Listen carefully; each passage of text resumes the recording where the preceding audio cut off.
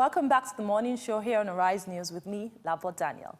Now, I've got a phenomenal performing artist here with me, Dolapo Phillips, who moved from engineering to dancing. Hi, Dolapo, how are you? Very well, Thank you so much for coming to the morning show. My pleasure. Now, Dolapo, all of your life, you had been groomed. I mean, I'm kind of using your words with you. You've been groomed to become an engineer. So you have several degrees in tech, in engineering, and in business. So tell me how that changed and how you're now a creative. It's really weird because in secondary school, I was in science class throughout, but I had interest in music and in drama, but we did it just on the side, so I never took it seriously.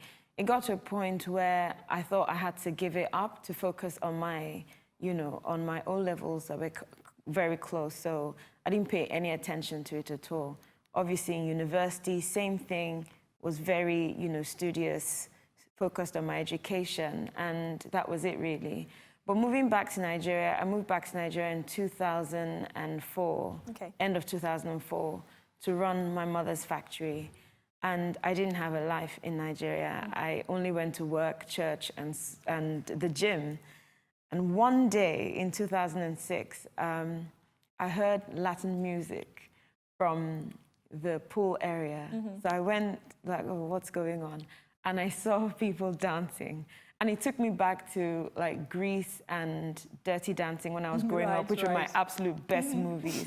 And I thought, no, they do this in Nigeria, impossible. I sat there, I watched it, and I had to speak to the director. I said, please, who's in charge? I need to speak to this person. I want to do what those people are doing. And he said, oh, come to so-and-so place, Tuesdays, Thursdays, Saturdays. We have classes, and that's how it started, literally. Oh, wow. But the thing is, what I found interesting is, remember the conversation we were having just before we came on air, where we had Ego Boyo, and you said the Regina Askia character was actually played in your home. Yeah. So, I mean, you kind of had a little bit, because, I mean, if they were playing the character in your home, that means you always had actors around, actresses around. You had several people in that industry in your house, or not? Absolutely. Even Ego Boyo, I think she never came to our house, actually, but Shegun Arenze, Ramsey Noah, all the big names at the time all came to the house, and my mother hosted them. We always took care of them. We ran around to get, oh, they need water, they need Coke and water to look like whiskey and stuff. My sister and I did all of that. But it was exciting, but I never, ever thought that I would be doing that, ever. It was just exciting having these strangers who were quite interesting in your house. I know, right? Like celebrities, unfortunately there was no Instagram at the time, so you couldn't take a picture. So, and it was good to tell people at school, oh, I know what's going to happen next week, type thing, because I watched it at home. It was good, but still, never did it click. My father was an engineer. I knew I was going to be an engineer. There was no question about it. I remember during my A-levels, we had a Centurion test, which is like a 100-question test to help you choose what you study in university during my A-levels. And it came up as electrical electronics. Yeah. Wow. So I thought, well, that's it. I mean, that's what I wanted. The universe wants me to be an engineer. So there was no question, there was no confusion. So you went on to meet the director in that place where the Latin music was playing. Yes. And then what, you joined the class? Yeah, I joined the class. It was like a hobby because I didn't have friends in Nigeria at the time. All my friends were still in England, and I became friends with people there. It was a social environment. So while you still did your 9 to 5, of course. Oh, of course, yeah. I literally worked in Upper Park, And, oh my goodness, are you serious? Across the road, actually. Yeah, literally across the road. So classes were after work and at the weekend.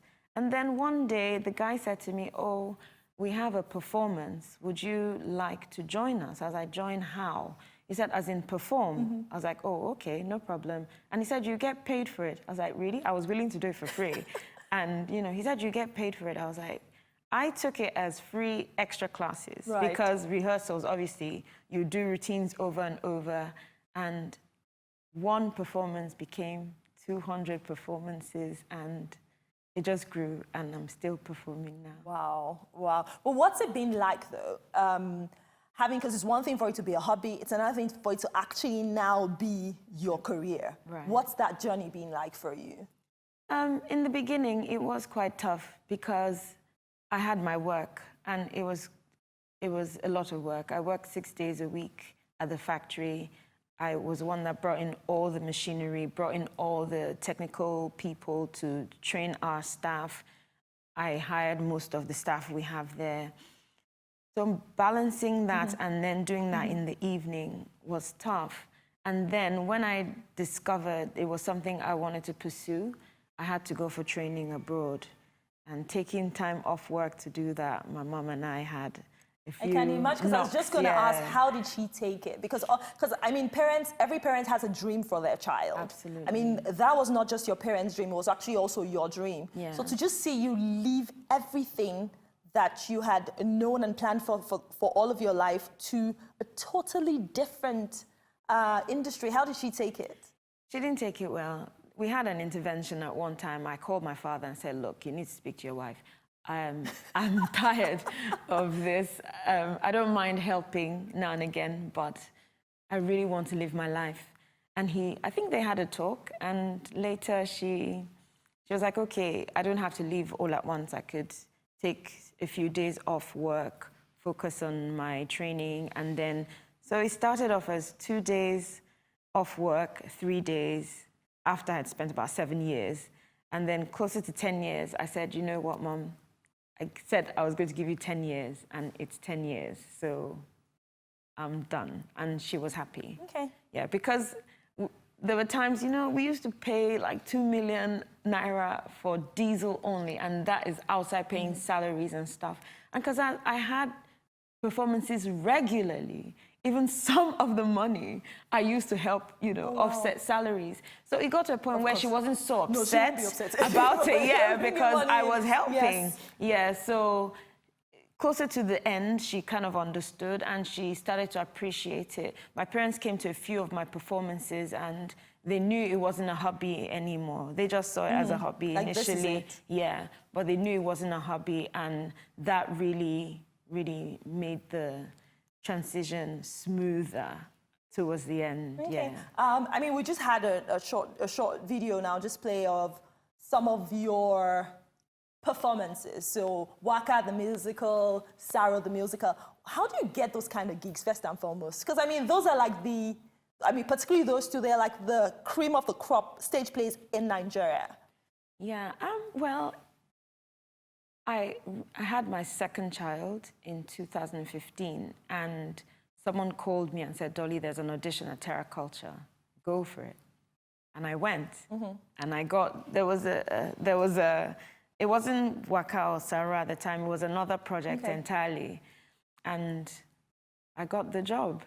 And after that job, every job that came up at Terra Culture, I've been called for. Are you serious? There like you're that since. good? So that's since 2015. Oh, wow. Yeah. Oh, wow. Okay, so now we have a short video of you doing your thing, because we don't really have anything of you personally doing your thing, because all this stuff about dance and choreography, and we haven't shown anyone. So we'll just play it, and then we'll come back. Okay.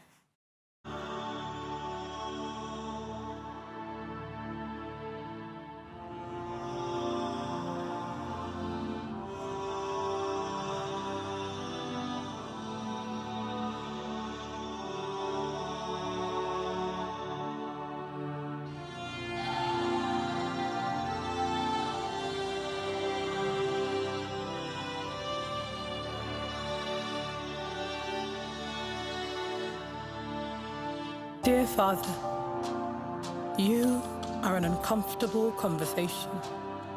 Each memory, a running tear scalding my face, my heart is an open wound. Dear Father, you are a tedious sentence.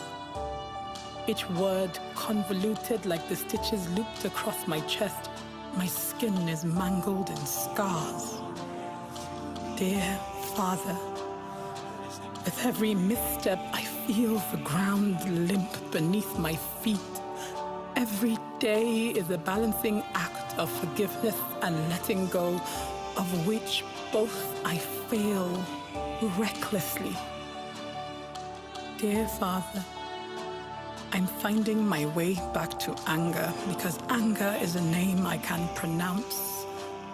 How you're looking at you? To ask. I know it is. I can see you looking at yourself. Now, do people still look at you? Do people look at you funny when they ask you, what do you do for a living? And you go, I'm a dancer. I've tried to change the word in the past because people say dancer and they don't realize that it's a lot of work. It's an athlete's work. Even now, I sing, I act, not that I just started, but like it's a total package as a performer. But as a performer, rather, people just find it easier to, refer to me as a dancer, and now I'm not bothered anymore. Okay, so you've owned, owned it. I'm a dancer. It's not a problem. I thought it hasn't the narrative kind of changed in terms of for creatives, or not quite? Not quite. We're not quite there yet. People take you seriously when you say you're a performer. I say, oh, a performing artist, you sing. You say, yes, I sing, I act, and I dance as well. But in Nigeria, once you tell someone you're a dancer, they say, oh, so you're one of those girls shaking their bums with celebrities. I'm like, I'm not saying there's anything wrong with that. I'm like, no, that's not what I do. I'm like, okay, have you seen Aladdin? Have you seen talk to them about Broadway shows? And say, yeah, basically something like that, quite versatile. But how many people are you going to explain that to? All the time. Yeah, why do you always have to explain? If you see me as a dancer, fine. I'm okay with it. That's fine. But the thing is, now, I like that you've talked about your hard work. I mean, we've seen that in your choreography. We see it as well in I saw some serious videos of you working out. And just seeing you hone your craft. Now, there's a general conception that children who are born with a silver spoon have it easy. So, because I mean, for example, your father is Raymond Dokpesi, one of the greatest media moguls in Nigeria. But here you are telling me that, Labo, look, this thing is work. It's work. It's work. My father was a very strong believer in education. So for him giving you the best education possible is the best legacy he can give you. And he did that for me. Okay. I was lucky to spend a lot of time with him, probably why I believed I was going to be an engineer, because all we talked about were boats and marine stuff and all of that. But working with my mother and having to do the daily routines of everything made me realize that it's not what people think. And you're not going to explain to everyone. I had to work twice as hard so people don't think, oh, it's because she's Madame's daughter. That is why. All right, alrighty. Thank you so much for your time, Dolapo. So there you have it, guys. It's a whole lot of hard work. And that brings us to the end of the morning show today. Thanks once again to my wonderful guest, Dolapo Phillips, for joining me, Lapo Daniel. And of course, thanks to you at home for watching. From my entire team and I here in Lagos, all that's left for me to say is enjoy the rest of your morning and, of course, the rest of your day. Goodbye.